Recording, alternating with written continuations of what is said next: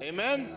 Salamat po. Every day the Lord has allowed us to experience His love, His life, His grace, and His mercy. Kaya every day we should thank the Lord for the life that He is entrusting to us. Amen. Kaya salamat po sa Panginoon. Nandito po tayo once again. This is the second Sunday for this year 2026.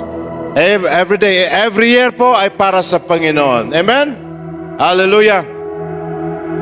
Salamat sa Diyos, and once again, welcome po sa ating fellowship ngayong umaga. Okay, by the way, we just want to thank everyone. Nais lang po nating magpapasalamat sa lahat. No, nagiging matagumpay po ang ginawang medical team po ng Global Medical Mission Team Alliance team. Amen? They have this 1 week of medical mission. Marami po ang na-blessed. Kaya, once again po, in behalf po sa church at sa buong organization ng IFL-ICD-MI, we would like to thank once again the Global Medical Mission Alliance team for coming here in the Philippines and serving our Filipino people through their medical services, counseling. Ang ginawa po nila lahat for the Lord. And most of them have left already.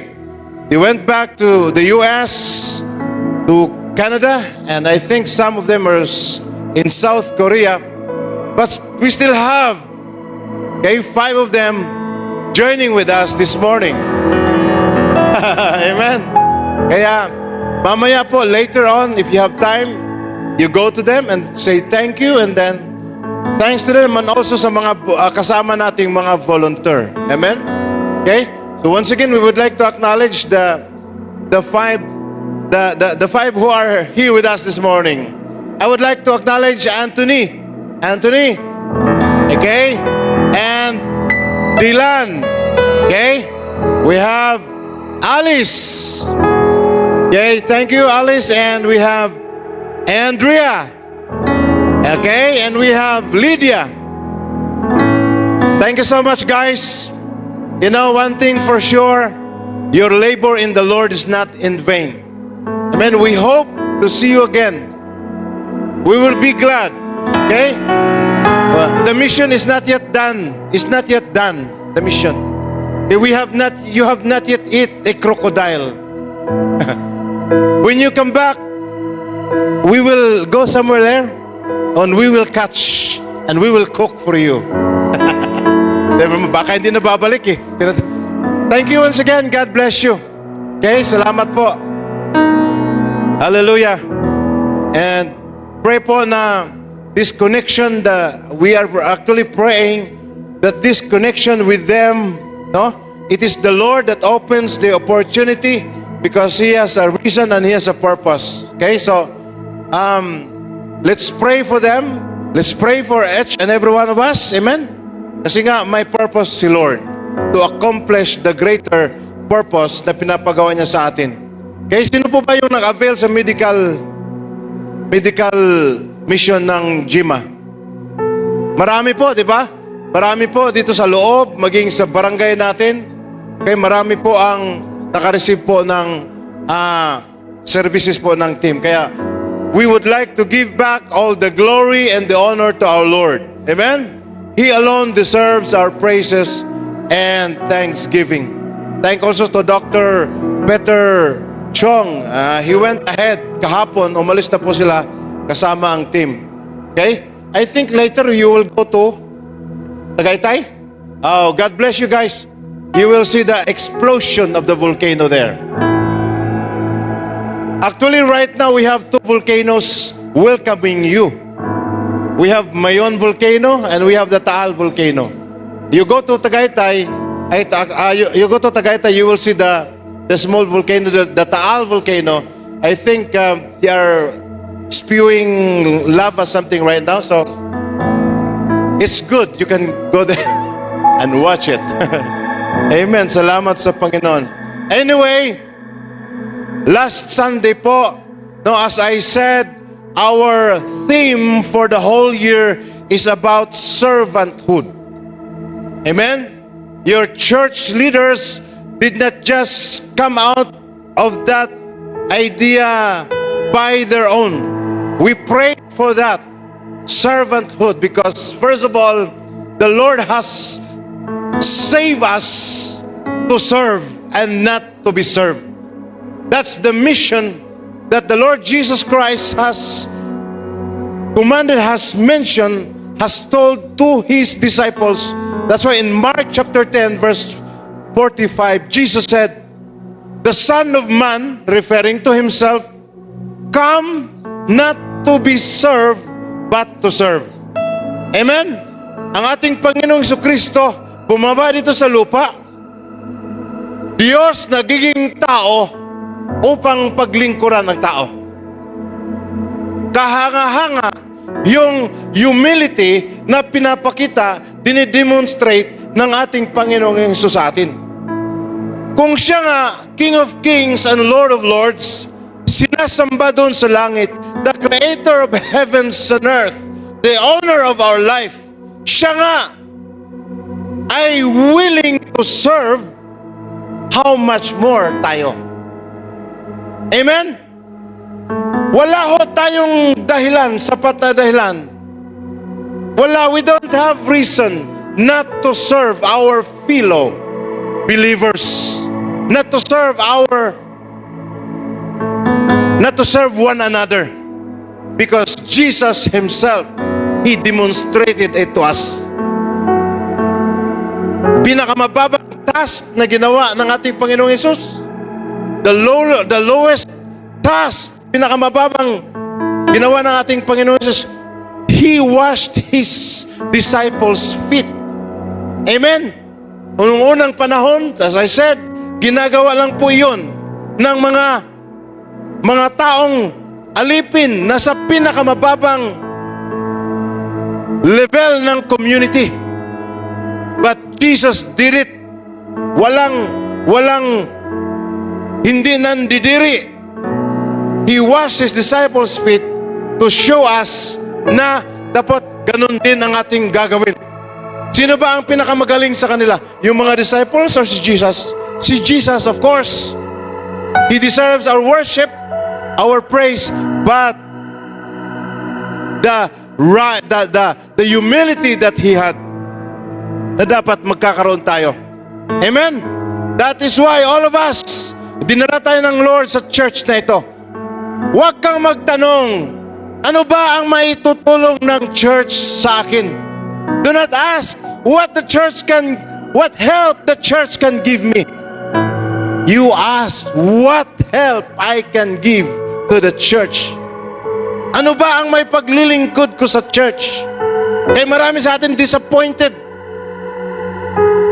frustrated, kasi pumapasok sa church para mabigyan ng tulong. You go to the church to give help. You have enough. Pag sabing help, not just about money. Marami po. Amen?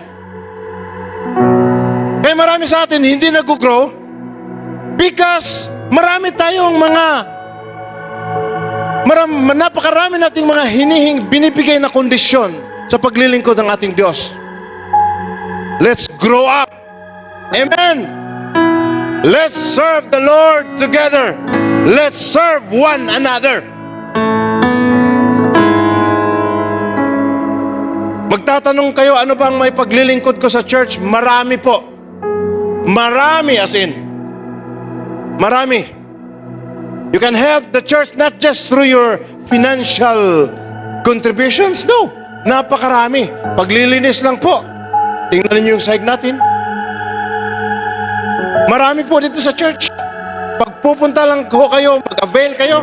Nako. There are many ways we can serve and we can worship the Lord. Not just singing, but through yung mga ginagawa natin araw-araw. Amen? And serving the Lord does not depend on your age. Bata ka pa or may edad na. Ang tinitingnan ng Panginoon ang puso. Amen? Our hearts. The Lord is most of all interested of our hearts. Not your age, not your capacity, Pastor, I'm willing to serve the Lord, but I'm not yet trained in a seminary or a Bible school. No. Whether you nagtapos ka ng seminary o Bible school, you have a heart, the Lord will use you. Gagamitin ka ng Panginoon. I'm not saying you don't need to go to seminary. Kailangan pa rin natin. But hindi yan magiging hadlang. Hanggang ngayon ako, nag-aaral pa rin ako eh. Mahirap mag-aral. Lalo na medyo may edad na. Mahirap. Pero kailangan natin yon. But at the same time, hindi siya magiging dahilan para hindi ka magpapagamit sa Panginoon. Wala ako alam na verse, Pastor. Paano ako mag-share? O wala, kasi hindi ka nag-aaral ng salita ng Panginoon. Mag-aaral ka. Amen? Hallelujah. So ngayon po, itutuloy natin ang ating word topic. Okay? About isa sa mga disciples ng ating Panginoon. Actually, it's not one of the 12, no? We will be this morning, pag-usapan ho natin ang buhay ni John the Baptist. John the Baptist, isa sa mga lingkod ng Panginoon na nagpapakita paano ba ang how to serve the Lord. Na wala nang, without asking for any exchange, wala nang kapalit.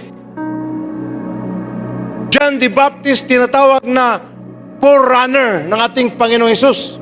Because before Jesus was born, nauna si John the Baptist. Kasi siya ang endorser. Siya ang nagpapakilala ng ating Panginoong Hesus.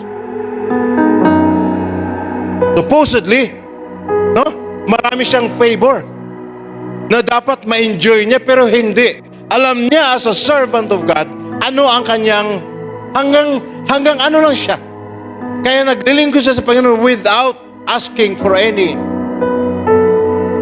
payments. John 3:30, He must increase, but I must decrease. Kinakailangan siya ang maging dakila at ako na may maging mababa. Let us pray first.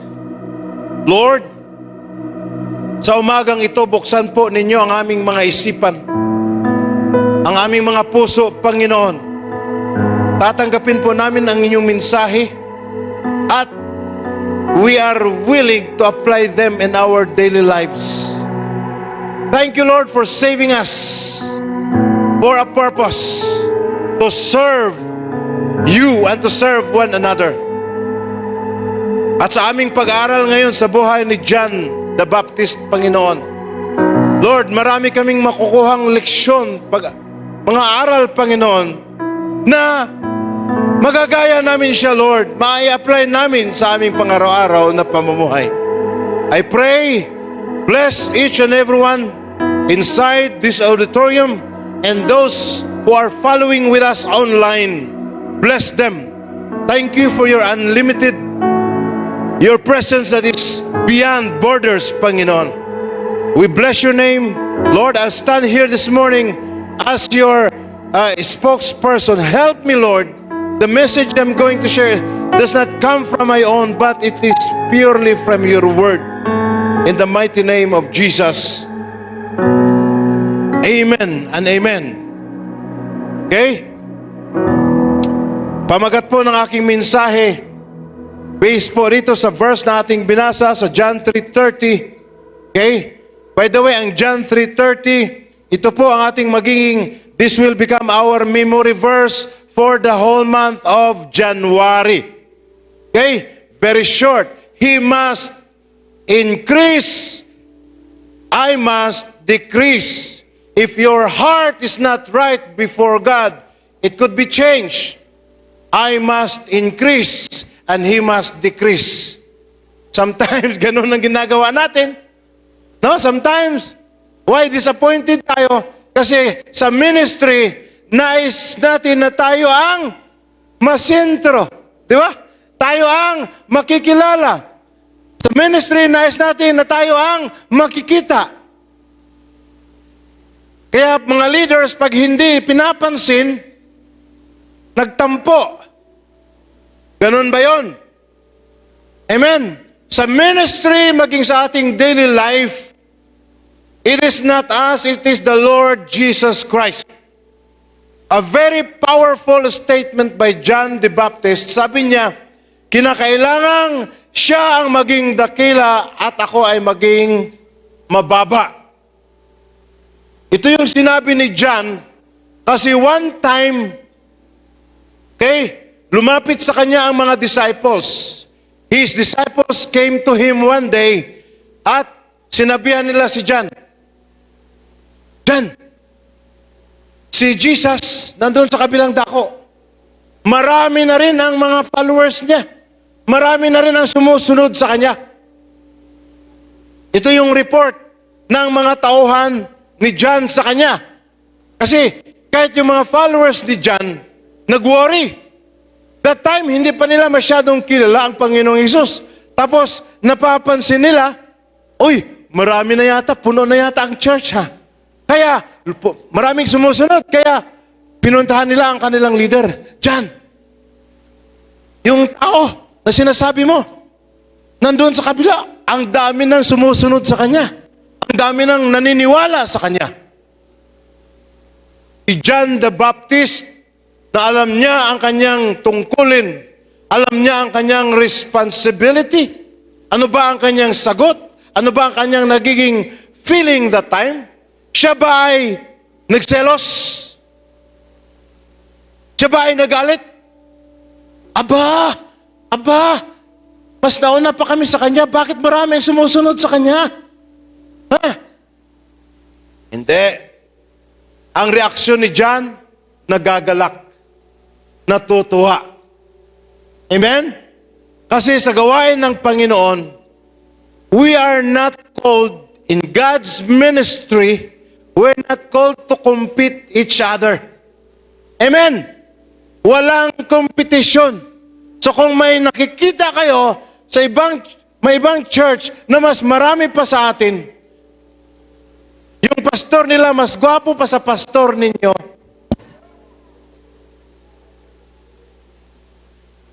huwag kayong magselos, huwag kayong magalit, huwag kayong mainis. We are here to help one another for God's glory.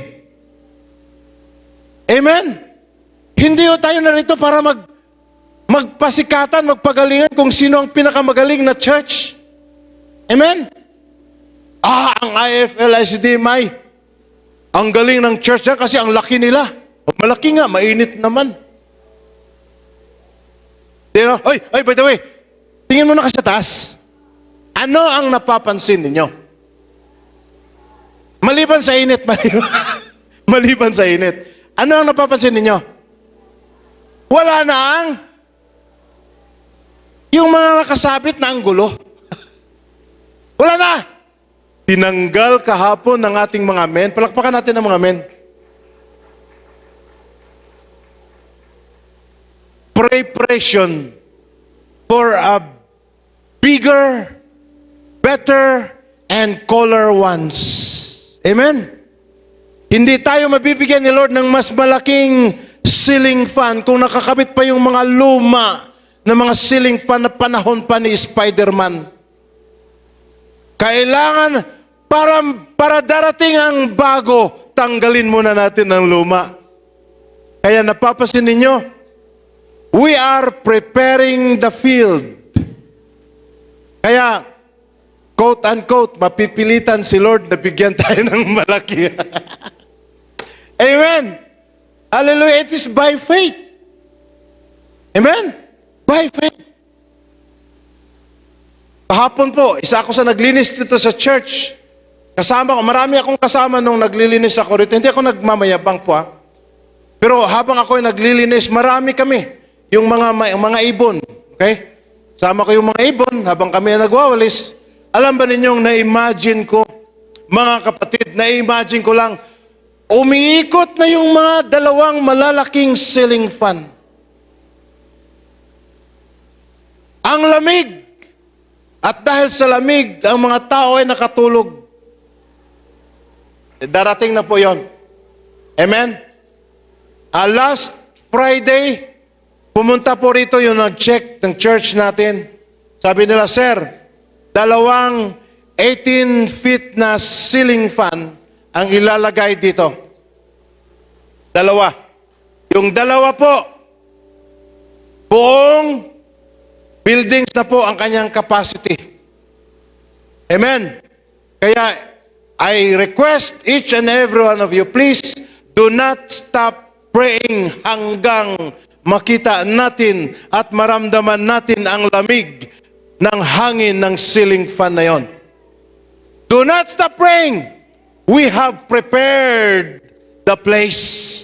Amen? Hallelujah. Kaya salamat po. Alam niyo sa totoo lang, nagiging spoiled, nagiging quote-unquote, nagiging spoiled ako pagdating sa provision ni Lord. Kasi lahat ng desires natin dito sa church, binibigay ni Lord. Amen? Lahat po. Ito pa kayang dalawa? Dalawa lang yan eh. Although mura lang yung dalawa. 300,000 mahigit. Mura lang. Sa Panginoon. Sa atin, mahal. Pero sa Panginoon, wala. Amen? Kaya i-pray po natin para hindi na kayo magdala ng pamaypay. Amen? Sabi nung nag-check sa church natin, sabi, nakita niya yung mga ceiling fans, sabi niya, walang silbi naman yan, sir. May makatayo lang isa dyan, nahaharangan na. Pero itong ceiling fan na ilalagay nila, malaking tulong daw po. Amen? Kaya i-pray po natin, walang mahirap sa Panginoon. Salamat sa Diyos. Oh, tingnan mo. Malinis na, di ba? Malinis na. So, few days, I'm not saying years. I'm declaring in Jesus' name, few days from now, nakakabit na yung dalawa. Amen? Walang mahirap at walang imposible sa Panginoon. Hallelujah. Thank you, Lord. So balik tayo kay John. Nung narinig ni John, napakaganda po yung kanyang reaction. Hindi siya sumabay sa emosyon ng kanyang mga kasamahan. Kaya sabi niya, kilala niya si Jesus. Ang sabi niya, He must increase, I must decrease. Kailangan si Jesus na ating pinaglilingkuran. No? Sa buhay natin, dapat siya ang makikita, hindi tayo. Amen? Tayo ay mga vessels lamang. At alam ni John the Baptist ang kanyang hanggang saan lang po siya. Kaya nung nalaman niyang marami na ang sumusunod kay Jesus, hindi siya nalulungkot dahil mayroon na siyang kakumpetensya. Siya po ay nagagalak. At ganun din tayo, kapatid. Amen? Ang mga anak ng Diyos, pag nakita nilang umaasinso na ang kanilang kapwa, hindi naiinggit. Amen? Ang mga naiinggit. Amen? Salamat at wala. Amen? Pag nakita mo kung masinso na yung kapatid mo, kahit sa akala mo mas magaling pa sa'yo, magpasalamat ka sa Panginoon. Huwag mong tanungin si Lord, Lord, bakit ba? Ako naman ay napakatapat ko sa'yo. Itong kapatid ko. Pasaway pa yan minsan eh. Pero bakit umaangat siya? Bakit parang mas maganda ang kanyang buhay sa akin? Kapatid, do not compare yourselves. At pag nakita mo siyang umaasinso, huwag kang mainggit. Be grateful and be thankful to the Lord. Tayo po ay magkakapatid lamang. Isang pamilya, di ba? Ang tagumpay ng isa, kalungkutan ng marami. Kalungkutan. Kagalakan ng marami. Pag nakita mo yung kapatid mo umasinso sa buhay, magpasalamat ka sa Panginoon. Huwag kang mainis. At huwag mong questionin si Lord. Ganon ang nagiging reaction ni John the Baptist. Okay? Pinapakita ni John ang kanyang kaluubang, ang meron siya yung kanyang mapagkumbaba. Isa yan sa ugali ng mga believers na dapat nating mamaster. Humility. Karamihan doon tayo bumabagsak. Amen? Humility, mapagkumbaba. Okay. Ang pahayag ng tunay na lingkod. Yung sinabi ni John. Ang sabi ni John, kinakailangang siya ang maging dakila. Ito yung deklarasyon. Si John, bilang isang tunay na lingkod ng Diyos, ang sabi niya, hindi ako. Dapat si Lord. Ganon din po ba tayo, kapatid? Sa buhay natin ngayon, we desire more na si Lord ang makikita sa buhay natin at hindi ang ating sarili. Mga leaders, mga kapatid, ganon ho ba tayo? Alam mong, ang puso mo ay para sa Panginoon lamang.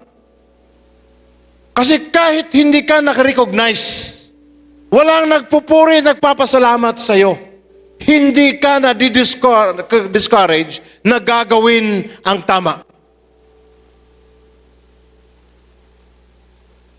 Pag ang puso mo ay tama sa Panginoon, wala mang tatapik, walang lalapit, at walang mag-congratulate sa iyo, hindi mo ititigil ang paggawa ng tama. May nakakita man o wala. Kasi ang lahat ginagawa mo para sa Panginoon.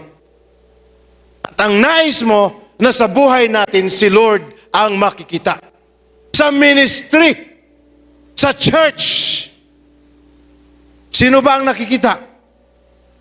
Si leader, ang tao, o ang Panginoon? Mag-ingat tayo, kapatid.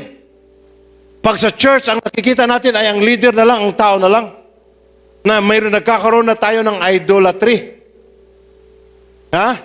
Pagiging maingat tayo, kapatid. Kahit gaano katagumpay ang isang ministry, hindi yan dahil sa leader, dahil yan sa Panginoon. Kaya sa Panginoon natin ibibigay ang lahat ng kaluwalhatian at pasasalamat. Sa buhay at sa family natin.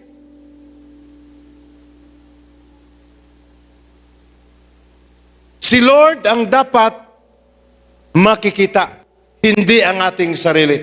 Kumusta po? Kumusta ang ating mga puso ngayon? Check your hearts. Lord,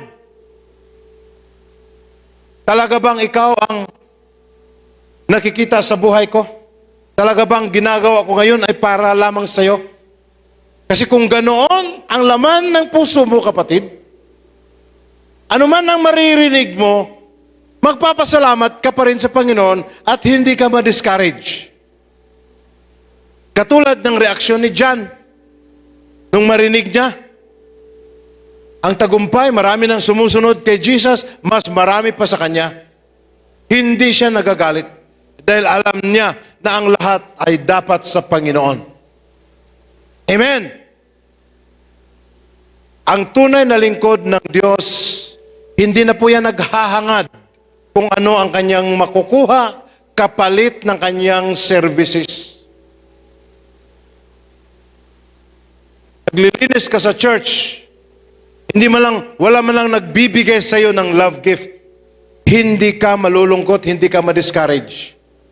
Kasi ginagawa mo ang lahat para sa Panginoon. And I tell you, kapatid, every good deed na ginawa mo para sa Kanya, hindi yan nasasayang. One day, very soon, you will be greatly rewarded. Lahat ng mga ginagawa natin noon hanggang ngayon, nakaimbak yan, nakadeposit yan sa Panginoon, and one day, ibibigay niya sa atin ang mga gantimpala na nakahanda para sa atin. Kaya nga sabi ni Lord sa kabila ng kanyang salita, huwag ho tayong mapapagod sa paggawa ng mabuti. Amen? Okay, si John the Baptist, yan ang kanyang statement. Kinakailangan siya, si Jesus, ang maging dakila. Kasi kinilala ni John na si Jesus ay higit sa lahat. Si Jesus ay higit sa kanya. Kaya hindi siya na-insecure. Kinikilala ni John na si Jesus ang dapat pasasalamatan, si Jesus ang dapat pupurihin at walang iba.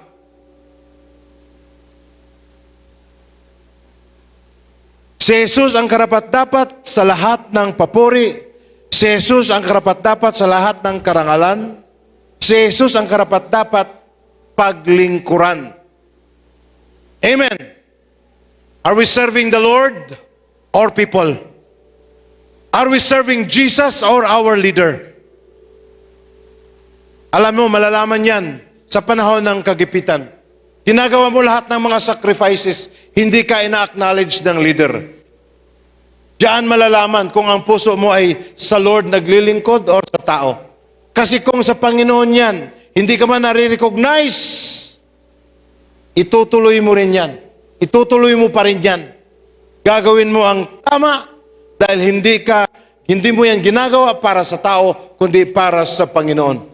Kaya kahit anuman ang sasabihin ng iba, hindi ka nadi-discourage.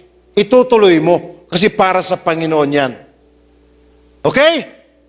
Pahayag ng tunay na lingkod, si Jesus, ang tunay na mga anak ng Diyos, si Jesus dapat ang magiging dakila sa buhay natin. Hindi tayo. Intindihan natin? Amen! Praise the Lord. Hallelujah. Number 2. At ako naman, ang sabi niya, at ako naman, don't persevere, ako naman ang dapat bumaba. Paninindigan o prinsipyo ng tunay na lingkod ng Panginoon. Amen? Mapagkumbaba. You don't mind. You don't mind kung ikaw ay nasa baba.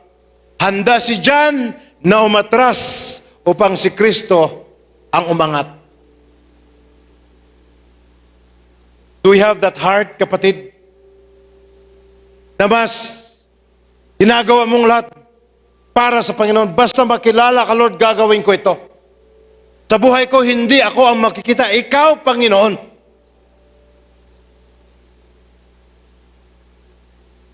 Mga challenges, alam niyo mga challenges sa mga leaders, mga church leaders ngayon. Mga challenges, nagtatampo pag hindi na-recognize.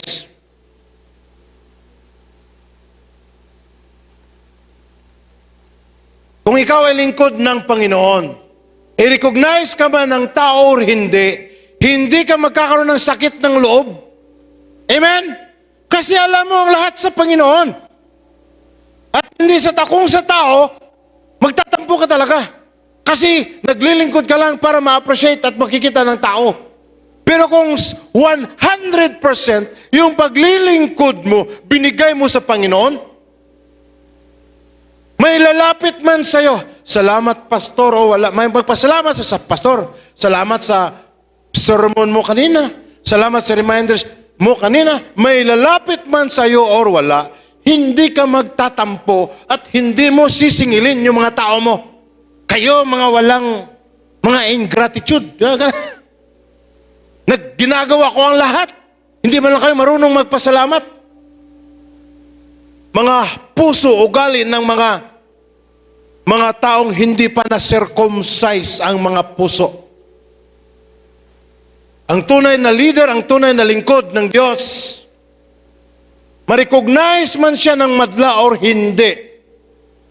Hindi yan nagtatampo, hindi nagagalit. Kasi ang tunay na leader is not after of human recognition. Tayo ba ay naghahangad dito? Napasasalamatan, purihin ng mga church leaders? Naghahangad na lalapitan at i-appreciate ng mga leaders? Walang masama doon. Pero dapat that should not be our purpose and objective. The reason we are here is not to serve the people, but the Lord. Amen? Do not be discouraged to do the right thing. May nakakita man o wala, dahil si Lord nakafocus at nakatingin sa'yo. Nakita niya lahat. Narinig niya lahat. Kahit yung murmuring mo, kumple mo, narinig niya yun. Kaya stop complaining. Amen? Ginagawa mo ang lahat. Pagkatapos wala man lang nag-recognize sa'yo. Nagpapasalamat sa'yo. Ma-discourage ka ba? Yes, ma-discourage. kung ginagawa mo yan para sa tao. Ibig sabihin, pakitang tao. Pero kung ginagawa mo yan para sa Panginoon, bahala na kung ano sasabihin nila. Magpapasalamat sila sa iyo o hindi. Para ito sa iyo, Panginoon. Ginagawa ko ito para magagalak po kayo. Wala. Amen. Ang lingkod ng Panginoon na ang kanyang puso ay sinusuko sa Lord, hindi na yan naghahabol ng kahit anong posisyon, kahit anong mga appreciation mula sa tao. Ang hinahabol mo lang na maluwalhati mo ang Panginoon. Kaya kapatid, nandito po tayo bawat sa atin, hindi dahil kay pastor or hindi dahil sa mga leaders, hindi dahil sa tao, kundi dahil sa Panginoon. Gagawin natin ang lahat. Pupunta tayo rito ng Sunday worship para sa Panginoon. Pupunta tayo rito sa Permitting Wednesday kahit karamihan sa inyo hindi pumupunta. Ayan na naman, nagpaparinig na naman. Para makonsensya kayo. Hindi. Pumupunta kayo rito pag permitting. By faith, lahat. Para sa Panginoon yan. Kahit isipin mo, ang hirap ng travel papuntang IFL. No? Kasi sadyain mo talaga. Pero kung ikaw ay, ang puso mo ay in tune sa Panginoon, hindi mo titingnan ang hirap ng travel. Titingnan mo yung dapat nandun ako dahil nais kong sambahin si Lord kasama ang mga kapatiran. Hindi. Di ba? Nung una. Mga lalaki, sino bang malaki dito? Yung ikaw ay nanliligaw pa sa misis mo noon. Siya ay nasa kabilang bundok. Ilang ilog ang daanan mo. Ha? Bakit hindi ka napapagod? 7 ilog ang daanan mo bago ka makarating doon sa bahay ng liligawan mo. Kasi hindi ang ilog ang tinitingnan mo. Ang mind mo na makakarating ka doon sa bahay ng pupuntahan mo para siya ay masiyahan. Di ba? Wala, hindi ka napapagod. Ganon. Mahirap pupunta rito, walang sasakyan, gabi na. Actually, hindi. Kung tutuusin ang mga dahilan na yun ay mahina. Walang lakas. Kung ikaw ay nag-uumapoy, ang iyong pag-ibig ay nag-uumapoy sa Panginoon. Ulan o bagyo, pag ikaw ay nag-uumapoy sa Panginoon, wala, bagyo ka lang. Walang makakapigil sa iyo. Pag ang puso mo ay in tune sa Panginoon. Amen? Pero kung ang puso mo ay napakalayo sa Panginoon, ay lahat ng dahilan nandyan available para lang makaiwas ka sa gawain ng Panginoon. Kaya I thank God those people na kahit pagod, hindi pa nakatulog dahil night shift, pumupunta talaga sa church para lang makapagsamba muna. No? Yan ang dapat nating susundan. Amen. Sana po tayo, no, pag yung puso natin ay circumcised na totally surrendered sa Panginoon, totally surrendered sa Panginoon, there is no place for tampuhan or discouragement. Kasi wala na eh. Totally committed na ang puso mo sa Panginoon. And if you have that heart, wala na, hindi ka na magtampo. Uunahin mo talaga ang Panginoon. Hallelujah! Praise the Lord! Ang paninindigan o prinsipyo ng tunay na lingkod. Ang ibig sabihin ng bumaba ay walang pagmamataas. Okay? Ang mga anak ng Diyos na tama ang puso ay mapagkumbaba. Amen? Araw-araw po, let us check our hearts kasi minsan hindi natin namalayan. Pinapasukan na tayo ng pride. Ako, as a leader, palagi akong nakatayo rito sa harapan. Pero every day, I pray to the Lord kasi yung puso ko may mga times na iba ang tinitibok. Hindi tibok na. Iba ang, hindi tibok ng ibang tao, ha? Tama ba? Yung iba ang masama. Alam mong hindi kalooban ng Panginoon. Kaya, I immediately surrender to the Lord. Surrendering to the Lord is not done one time. It is a constant and continuous process. Every day. Kaya pag nararamdaman ko na iba na yung, Lord, parang yabang na ito, hindi na to kalooban mo, I rebuke it in Jesus' name. Huwag mong hayaan. Huwag mong i-entertain. At huwag mong sabayan. Oo nga, ano? Ayon. Yung tibok na yan, ini-entertain mo, sinasabayan mo, pinapakain mo, pinapalakas mo, magiging stronghold yan later on. Magiging normal, kaya be careful. Mapagkumbaba, hindi nagpapakitang gilas. No? Magaling talaga ako. Alam mo yung nagpapakitang gilas? Pag wala ako sa ministry yan, taob yan. Pag wala ako sa ministry, magkakagulo yan. Pag wala na ako sa alis ako sa ministry yan, wala. Hindi na yan matutuloy. May hihinto yan. Hello? Nag-iisip ka ba ng tama? Ang ministry iyan ay hindi mo yan personal property. Ministry yan ng Panginoon.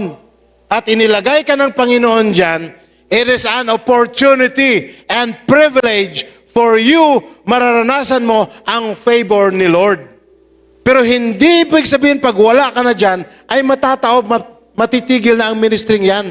Hindi mauubusan si Lord ng mga tauhan. At yan ang nararanasan namin. When we were in Cambodia, yung mga leaders namin, ito na sana ang leaders namin, tinutulungan namin, kasama namin, malaking tulong pagdating sa service namin kasi sila yung interpreter namin. And then, nalulungkot kami kasi mag-alis na. Nag-isip kami ni Mrs. pag-alis nito. Ano mangyari? Sino na ang tutulong sa atin? Magaling pa naman ito mag-English. Marunong mag-interpret. Kasi marunong kami ng Cambodian language pero hindi lahat eh. Kailangan pa rin namin pag may mga worship, kailangan namin ng interpreter. Hindi namin sila pwedeng diktahan, hoy, mag-English kayo kasi hindi kami marunong, hindi kami nakaintindi sa salita ninyo. Bastos yun sa kanila, insulto yun. Di ba? Ikaw ay nandyan, ikaw ay pumasok sa teritoryo nila, ikaw ang mag-adjust. Mga missionaries, pagdating ninyo sa lugar nila, hindi sila ang mag-adjust sa'yo. Ikaw! Kaya kami, nakikiusap lang kami, pwede bang tulungan nyo kami umalis.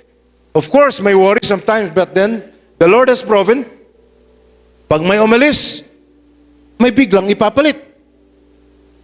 Umalis ulit. May ipapalit si Lord. Kaya, sabi ko sa inyo, hindi naubusan si Lord ng tao. Pag aalis ka sa ministry, may ipapalit si Lord. Amen? At pag aalis ka sa ministry, actually, pag tinatanggal ka sa ministry, dalawa lang yon. Pag nawawala ka na sa ministry, dalawa lang yon ang reason. It's either promotion or redemption. Tinatanggal ka ni Lord dito kasi binibigyan ka niya ng iba pang gawain. Or tinatanggal ka ni Lord dito kasi gusto ni Lord na ma-redeem ang buhay mo. Totoo yun. Kasi baka yung ministry na involved ka, ginagawa mo ng negosyo. Ha? Ginagawa mo ng pinagkakitaan. Yung offering ng mga tao, sa'yo na lahat pumupunta. Hindi na sa church. Kung nagsisimula ka pa lang naging pastor, ang bulsa mo hanggang ito lang. After few years, ang lalim ng bulsa mo, dito na. Kaya dito sa church natin, please, help us pray for your leaders. Hindi ho kami exempted sa katiwalian at corruption. Pag hindi kami magiging maingat, kaya nga si Jesus, binabalaan niya ang kanyang mga disciples. Money is a good servant but a very bad master. At hindi po sa corruption, hindi po exempted ang church, ha? Hindi exempted ang church. Kasi ang corruption hindi lang nangyayari sa gobyerno. maging sa church. Kaya magiging careful ho, mga leaders, mga anak ng Diyos. At usually, nagsisimula yan sa maliit. Yung tinatago mong 1 piso, ninakaw mong 1 piso, lalaki at lalaki yan. Ay, hindi ako namamalayan.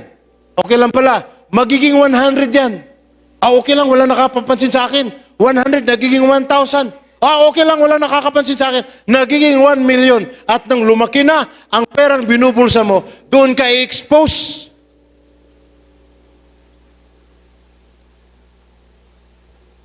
Kaya magiging careful ho tayo, mga kapatid.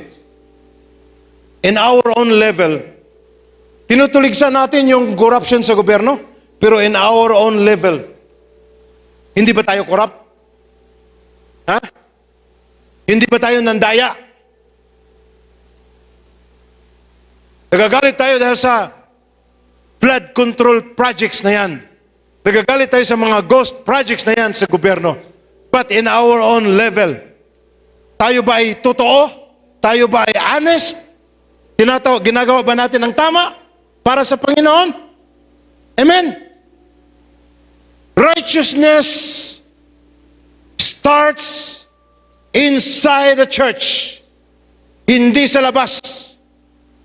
Kaya gusto natin magiging tuwid at righteous ang gobyerno. It should start sa body of Christ. Ha? Nais natin, nagre-reklamo tayo sa kabuyaw dahil ang ating mga kanal punong-puno na ng basura.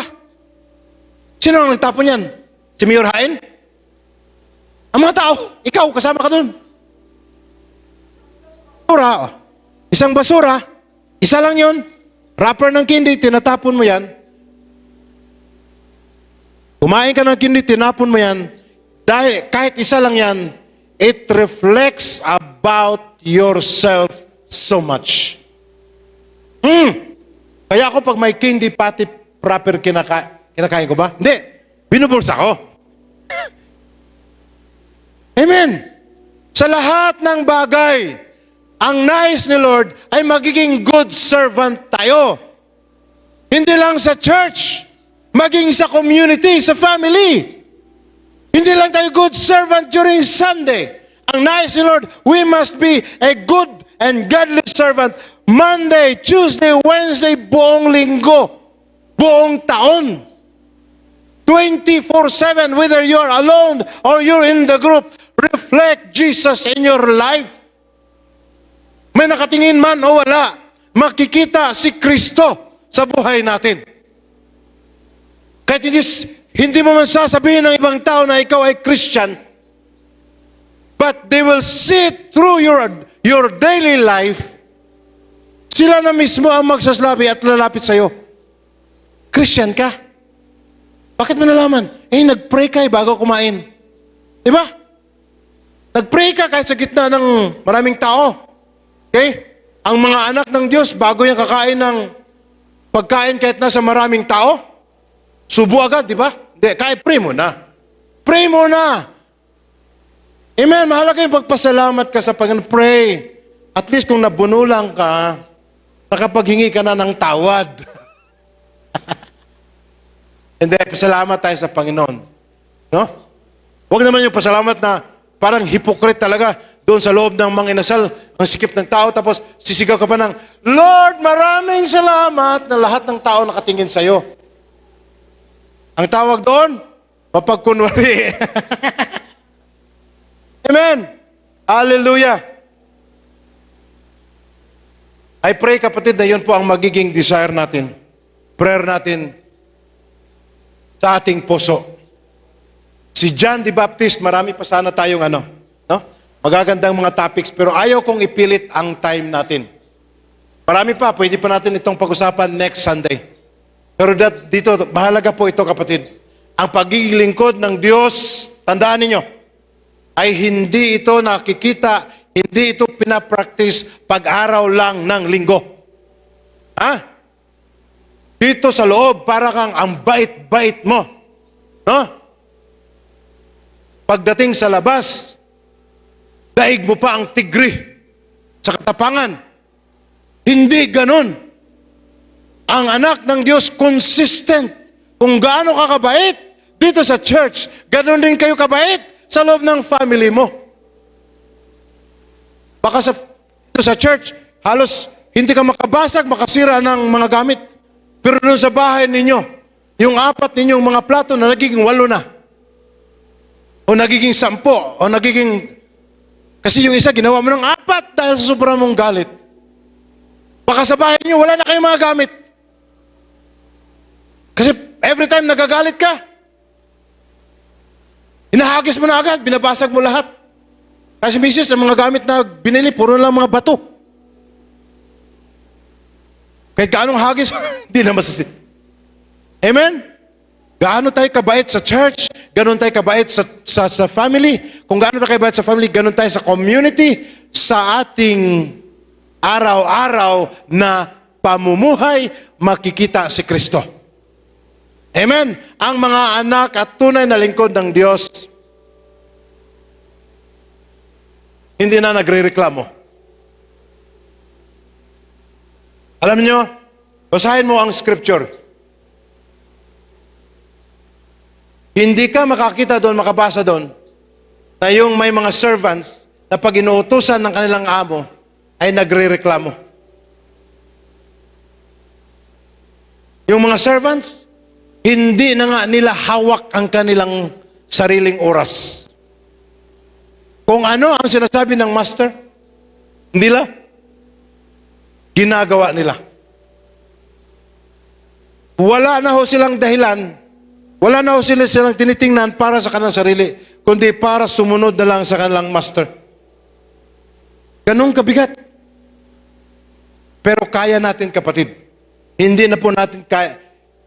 Itigil na po natin ang pagiging reklamador. Ano ka ba, Lord? Ang dami mo nang inuutos sa akin. Hindi ko kaya yan. Alam niyo, walang inuutos si Lord sa atin na hindi natin kaya. Kaya natin. Kaya nga, mayroon tayong Philippians 4:13. Kaya natin, kapatid. Minsan kasi inuunahan na lang tayo ng reklamo. Inuunahan natin ng reklamo. Na? Yung sa mga sundalo, ang kanilang kataga, ang kanilang words is, obey first before you complain. Sundalo ganun. Pag inutusan sila ng kanilang commander, kahit mabigat yun, mahirap, gagawin nila. Pagkatapos nung kung magre-reklamo sila, bahala sila. Ang mga anak ng Diyos, minsan baliktad. Inutusan ni Lord, complain first before you obey. Di ba ganon? Ganon tayo eh. At alam ba ninyong nalulungkot si Lord pag ganon ang puso natin? Akala ko ba, anak, lingkod ka ng Diyos? Ba't ganon ang pamumuhay mo? Amen? Sa oras na ito po, marami pa po tayong daanan. Nandito pa po tayo sa January. Kapatid, gusto kong magkaroon po tayo ng commitment sa Panginoon. By the way, mamaya po, mayroon tayong child dedication after po sa ating offering. Amen? Hindi ho tayo tinawag ng Panginoon para magiging boss. Ha? At yung iba ay magiging alipin na lang natin. Tayo muna ang magiging servant sa kanila.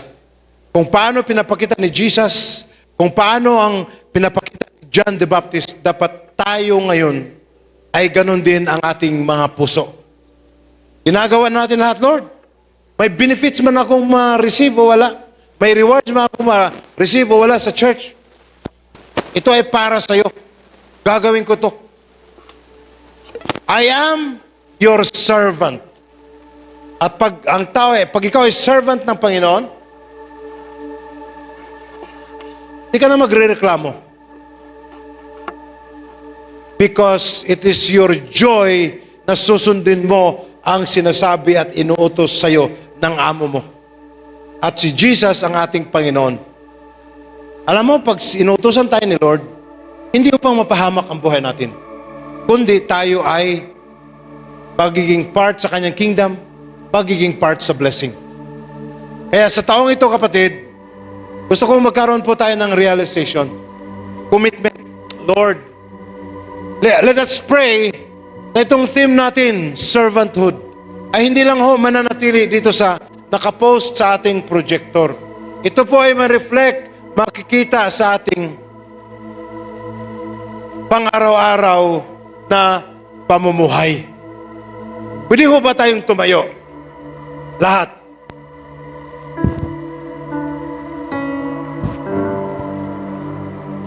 Once again, salamat sa Diyos, meron pa tayong time. Sisimula pa lang po ng 2026.